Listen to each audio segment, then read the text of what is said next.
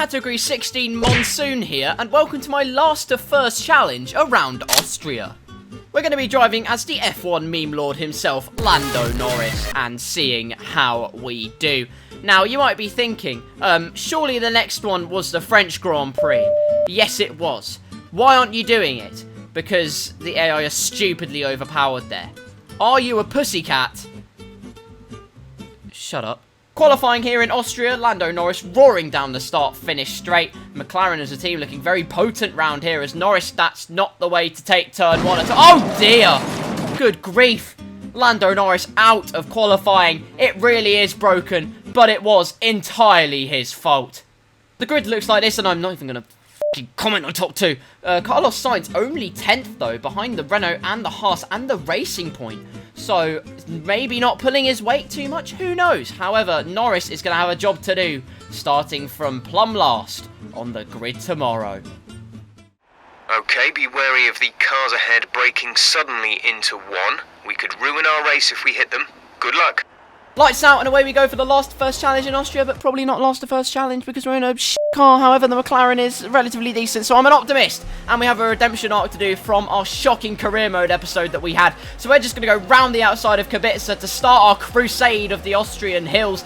And next up is Dan Kaivat, Communist Union versus Pure Memes. We're going to go round the outside of him and maybe a couple of others. The door wasn't even open, but we created a door for us.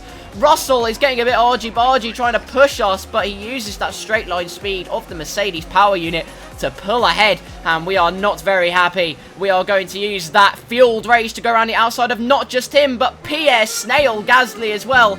Caught napping. We just cream him round the outside. That was fantastic. He's going to cream us. That's a bit saucy. We're going to shove him out the way, Gasly. Stop that right away, fella.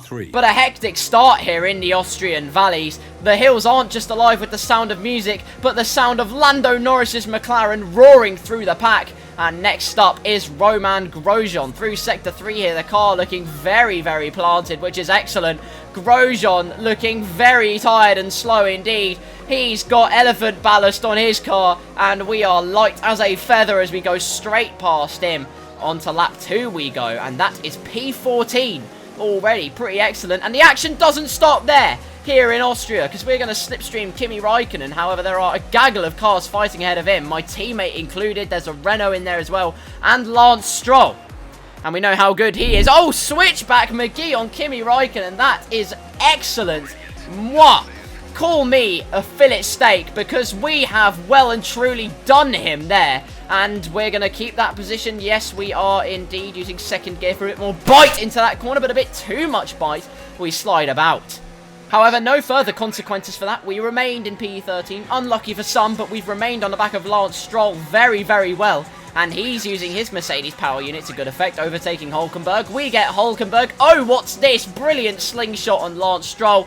Down the inside, he gives us a bit of argy-bargy. Naughty boy, stop that right away. However, it's not going to amount to anything else. We are now P11 and on the brink of points already in this race. On to lap 4, we've already caught up to Ricciardo here. And once again, DRS is going to prove very fruitful. He doesn't even have it. It's going to be an absolute cakewalk here. We turn it down to lead and none straight away. And we are already in the points in P10. And next up is one of the Red Bulls.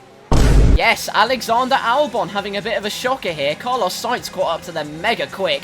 And Kevin Magnussen's in that gaggle as well. Perez, we're not going to catch Perez. He's having his own fiesta in P6. Okay, maybe not today. Look at that switchback on Carlos Sainz. We are the switchback merchant. And we are going to pikey the slipstream of Alexander Albon here. Overtake mode engaged. We are going to be last of the late breakers if we can be. We lock up a little bit. He's a bit aggro. He swerves towards us. Naughty, naughty Albon. We're going to swerve towards him as a little sign of I didn't like that very much. And that is P8.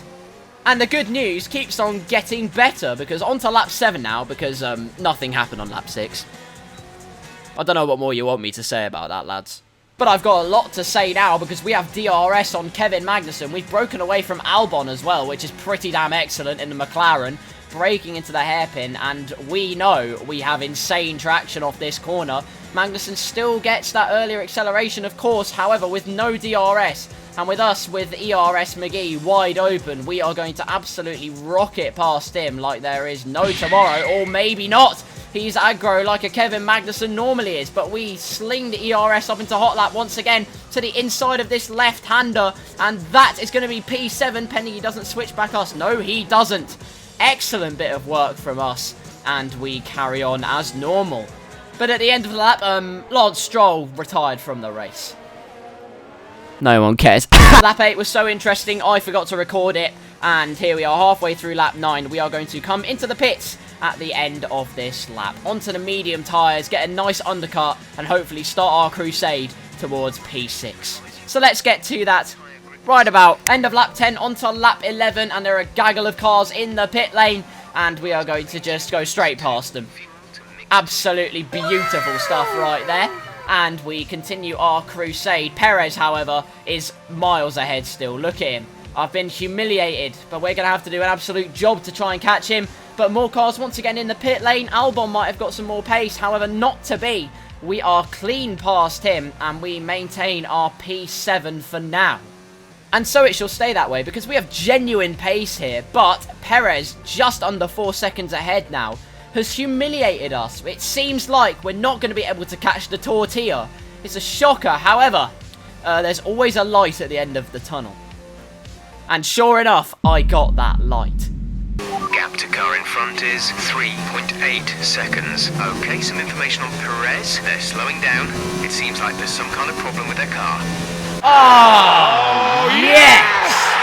That is exactly the news I want to hear. Perez with a car problem, and we are absolutely flying here. We've maintained the gap to Albon and then some, and we are going to put another car between ourselves and the Red Bull driver here, because Sergio Perez is looking extremely vulnerable. 2 tenths between us and P6, the best result we've had in a midfield car. DRS wide open, he tries to squeeze us, but to no avail. It is an excellent bit of work, and it was a bit lucky, yes, but I will 100% take P6, and now we can take it nice and easy. Laps 15 and 16 went, then 17, then it was 18, which is pretty excellent, marking the final lap of the race, and a very good drive from us. We have a non-Mercedes winner, Charles Leclerc, the first non-Mercedes winner of this last the first challenge. But for us, P6 with an incredible drive. Okay, pick up rubber and bring it home. Looking at the podium, you can see that red suit familiar to fans across the globe. A world-class win for a world-class team. Ferrari do it again.